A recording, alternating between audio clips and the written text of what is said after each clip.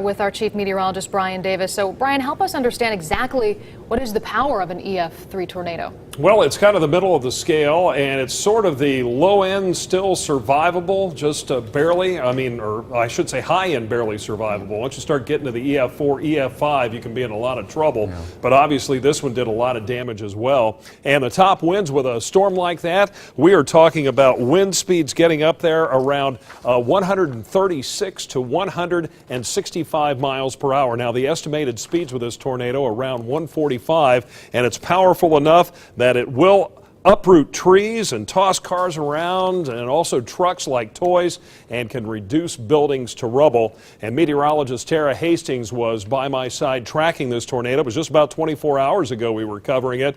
And today she spent the day with the National Weather Service. And Tara, what have you learned out there?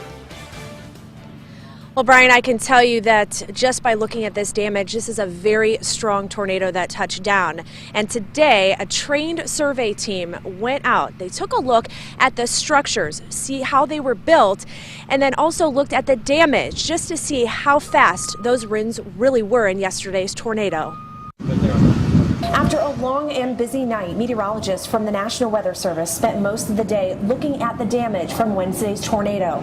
They're looking at the structure of the buildings and trees, piecing together the bigger picture. We're going from location to location, gathering information, assessing damage at each spot, and then at the end we put all the information together, assign a wind speed to it. While tornadoes do form in the Miami Valley, this twister is a bit unusual to see in Ohio. This is a pretty strong tornado. We don't see these typically very often when we go out and do damage surveys. So to have a residence to suffer this much structural damage and to have farm buildings completely leveled, it's pretty significant. The National Weather Service was watching each scan of the radar and noticed a possible tornado at 5:23. That's when the first warning was issued.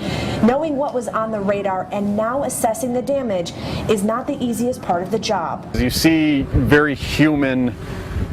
You see the living room carpet, you see the rocking chair and the books scattered on the floor, and you see the washing machine, things that we walk in our homes day in and day out and take for granted.